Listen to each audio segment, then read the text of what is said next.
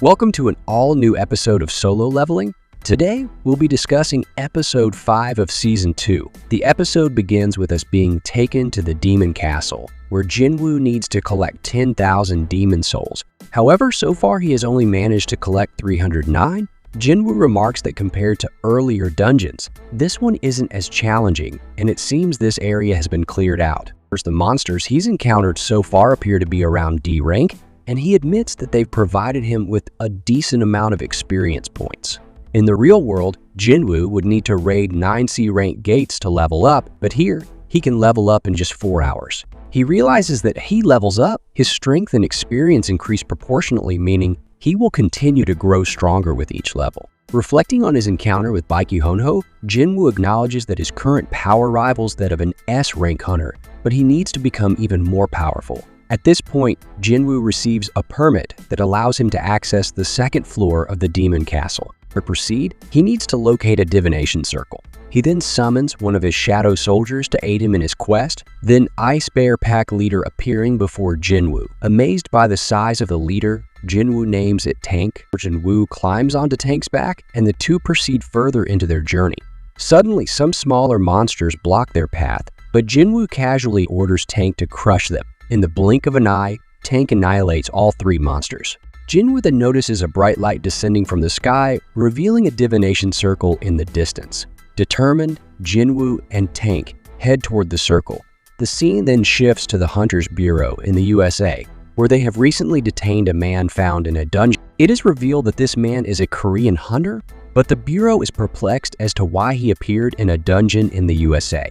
According to his claims, he had been trapped inside the dungeon for the past 10 years and only recently managed to escape. The situation becomes suspicious, with some speculating that he might be a magical beast possessing human memories. Considering the potential danger, the Hunter's Bureau decides not to leave this mysterious individual unsupervised. To handle the situation, they summon an S-rank hunter from the Scavenger Guild, who can speak Korean. As discussions about this enigmatic individual continue, the mystery deepens. Wang Dang-sun, who had recently returned to the USA from Korea, was deeply frustrated because he had failed to kill Jinwoo. Following this, we are once again taken to the demon castle, where Jinwoo assumes that the castle likely consists of 100 floors, each with a different theme. Jinwoo starts clearing the floors one by one, defeating magical beasts on each level. For every floor he clears, he receives a permit to advance to the next floor. Continuing in this manner, Jinwoo clears the 2nd, 3rd, 4th, and even the 27th floor. Until now, Jinwoo had been dealing with these challenges with remarkable ease. Along the way, he had earned a significant amount of experience points, and his commander touch skill had leveled up as well. The monsters Jinwoo had defeated so far were mostly around the C rank level, and he had already collected 2116 demon souls out of 10,000. However, Jinwoo faced one major problem. His fight was against time. If the demon castle truly had 100 floors, he would not be able to clear it within the week. Despite this, Jinwoo pushes forward and clears the 47th, 48th, 49th, and 50th floors as well. The 50th floor was a boss-level floor where Jinwoo encounters numerous powerful demons. Among them was the leader of all the demon soldiers, a massive and incredibly formidable boss. Jinwoo summons his shadow soldiers and assigns them the task of dealing with all the minions of the boss monster. Meanwhile, Jinwoo decides to personally take on the boss monster. Using camouflage, he makes himself invisible and moves closer to the target. On the other hand, Igris and the rest of the shadow soldiers relentlessly annihilate all the demons, showcasing their overwhelming power. Jinwoo, watching their performance, feels immensely satisfied.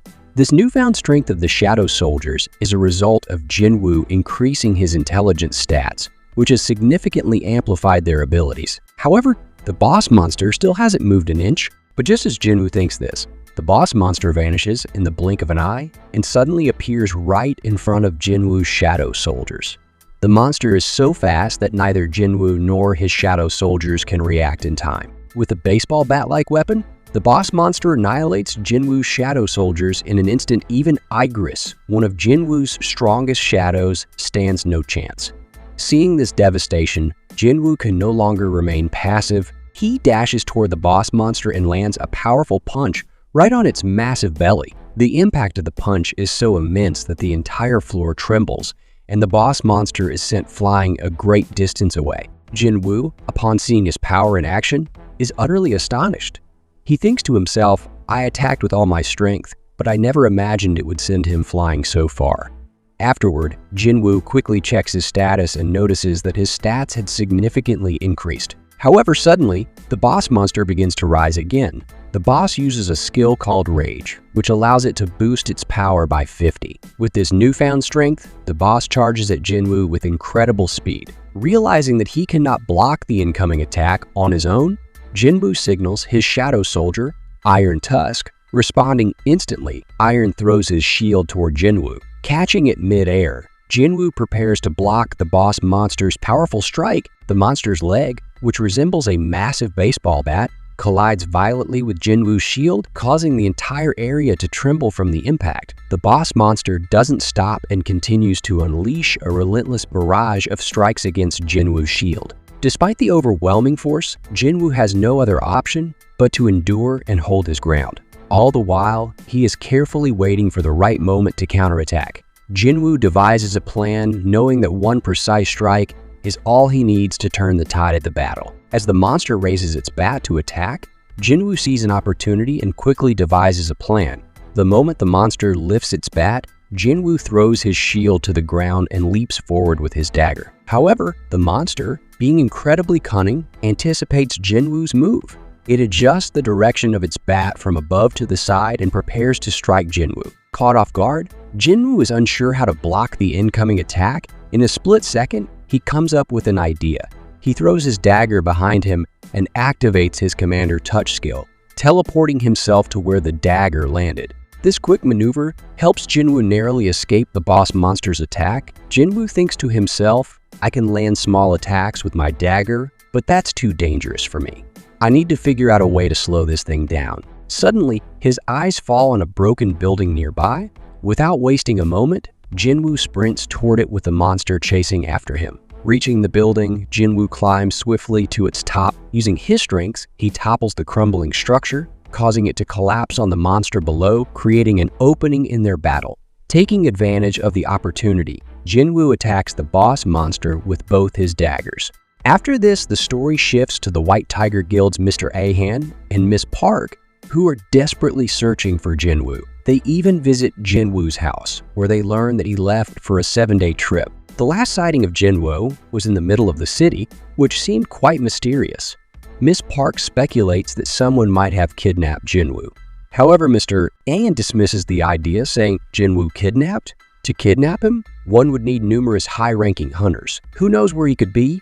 The scene then shifts back to the Demon Castle, where Jinwoo has successfully defeated the boss monster. As a result, items start raining down upon him. Among these are an earring, a magical orb, a horn, and, most notably, a fragment of the World Tree. With this fragment, Jinwoo could craft a high-quality item. Jinwoo then equips the earring, which turns out to be an S-rank item.